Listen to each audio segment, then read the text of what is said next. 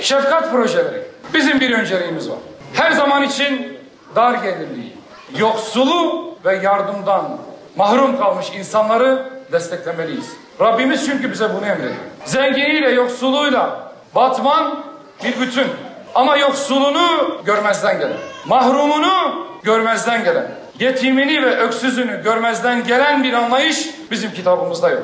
Her şeyden ve herkesten önce yaşlılar, kendi bakımını kendi eliyle yapamayacak olanlar, maddi sıkıntı içerisinde olanlar için işte gördüğünüz gibi şefkat projelerimizi hayata geçireceğiz. Hem engelli vatandaşlarımız hem 65 yaş üstü hemşehrilerimiz için bu hizmetlerin tamamını ücretsiz yapacağız.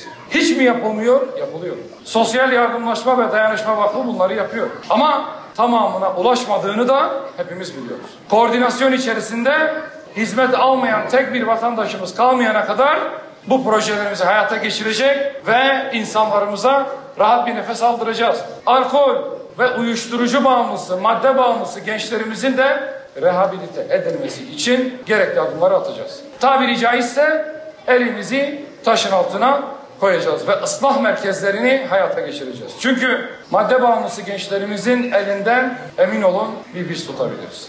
Ve biz tutacağız da inşallah. Yalnız yaşayan kimsesiz yaşlıları tespit edecek ve onların yaşam standartlarını yükseltmek için elimizden geleni de inşallah yapacağız.